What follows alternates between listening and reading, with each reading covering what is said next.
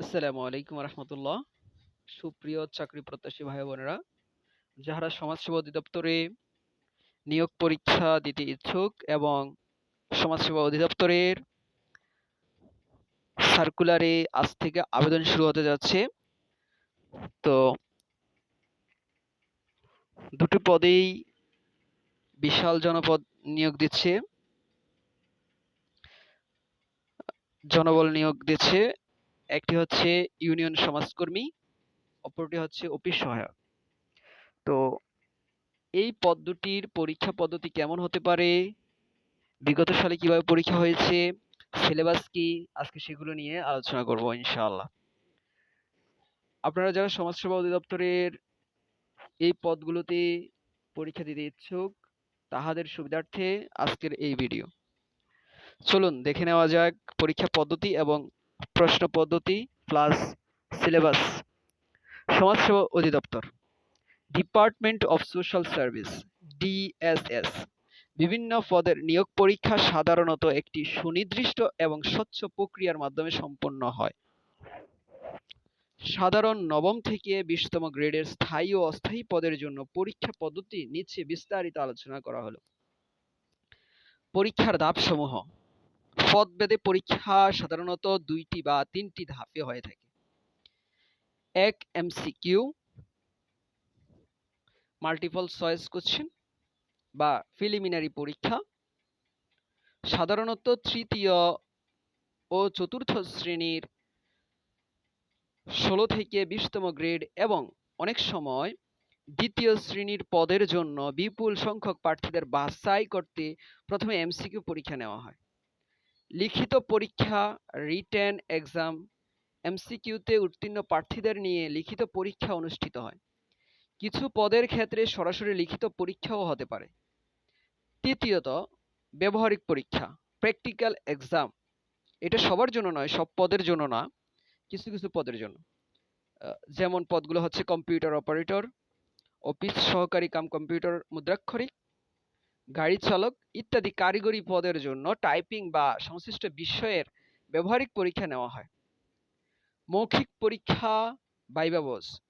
লিখিত এবং ব্যবহারিক যদি প্রযোজ্য হয়, পরীক্ষায় উত্তীর্ণ প্রার্থীরাই কেবল ভাইভায় অংশগ্রহণের সুযোগ পান।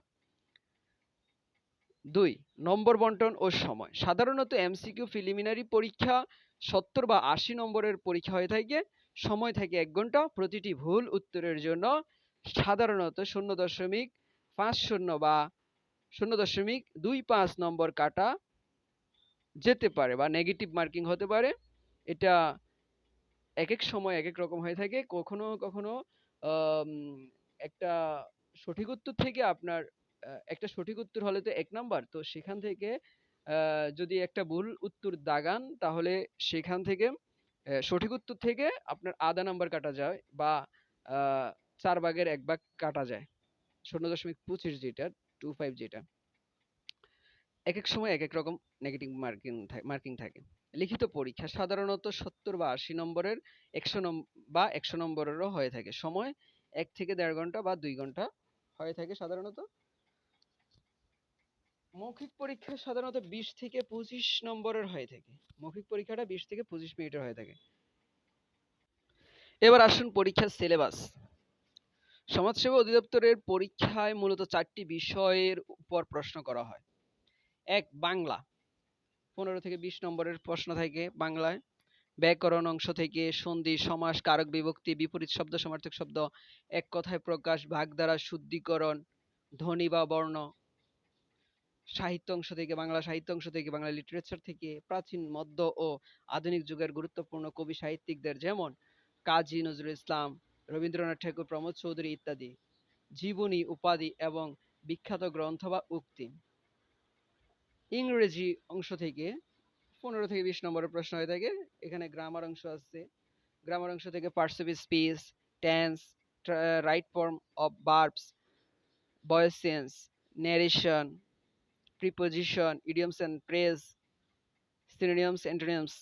ট্রান্সলেশন থাকে বাংলা থেকে ইংরেজি এবং ইংরেজি থেকে বাংলা ট্রান্সলেশন থাকে। গণিত অংশ থেকেও 15 থেকে 20 নম্বরের পরীক্ষা হয়ে থাকে। পাটিগণিত, বীজগণিত, জ্যামিতি আলাদা আলাদা থেকে থাকে। লসাগু, গসাগু, শতকরা, লাভ ক্ষতি, সুদ কষা, অনুপাত, সমানুপাত, ঐকিক নিয়ম, গড়, পরিমাপ, বীজগণিত অংশ থেকে মান নির্ণয়, উৎপাদক বিশ্লেষণ, লগ ও সূচক, জ্যামিতি অংশ থেকে কোণ, ত্রিভুজ, চতুর্ভুজ, বৃত্ত সংক্রান্ত মৌলিক ধারণা। এরপর ৪ নম্বরে হচ্ছে সাধারণ জ্ঞান বা সমাজসেবা বিষয়ক ১০ থেকে ১৫ নম্বরের পরীক্ষা হয়ে থাকে। বাংলাদেশ বিষয়াবলী থেকে বাংলাদেশের ইতিহাস, মুক্তিযুদ্ধ, তারপরে ভৌগোলিক অবস্থান, নদ-নদী, অর্থনীতি, বাজেট, কারেন্ট অ্যাফেয়ার্স ফলো করা যেতে পারে। আন্তর্জাতিক বিষয়াবলী বা বৈশ্বিক সংস্থা, চুক্তি, সাম্প্রতিক বিশ্ব রাজনীতি ও খেলাধুলা, সমাজসেবা অধিদপ্তর সম্পর্কিত সমাজসেবা অধিদপ্তরের বিভিন্ন সামাজিক নিরাপত্তা কর্মসূচি যেমন বয়স্ক ভাতা, বিধবা ভাতা, প্রতিবন্ধী ভাতা, অধিদপ্তরের ভিশন ও মিশন এবং সামাজিক উন্নয়নমূলক প্রকল্পসমূহ। কিছু গুরুত্বপূর্ণ টিপস পরীক্ষার্থীদের জন্য। বিগত বছরের প্রশ্ন সমাধান করে নেবেন আপনারা। নিয়োগ পরীক্ষার প্রস্তুতি নেওয়ার সবচেয়ে ভালো উপায় হলো সমাজসেবা অধিদপ্তর বিগত ৫ থেকে ১০ বছরের পরীক্ষার প্রশ্নগুলো ভালোভাবে অ্যানালাইসিস করা। বেসিক বই অনুসরণ। মাধ্যমিক পর্যায়ে ৯ম থেকে ১০ম শ্রেণীর বোর্ড বই যেমন বাংলা ব্যাকরণ ও গণিত বই চর্চা করুন, দারুণ ফল পাওয়া যাবে ইনশাআল্লাহ। আর যারা কারিগরি সেক্টরে ঢুকবেন, টাইপিং স্পিড অফিস সহকারী পদের জন্য আবেদন করা যারা করবেন তারা প্রথম থেকেই কম্পিউটারে ভালো এবং ভালো বাংলা এবং ইংরেজি টাইপিং গতি সাধারণত মিনিটে 20টি শব্দ বাড়ানোর প্র্যাকটিস শুরু করে দিন। ইনশাআল্লাহ আপনাদের পরীক্ষা ভালো হবে এই আশাবাদ ব্যক্ত করে এখানে শেষ করছি এবং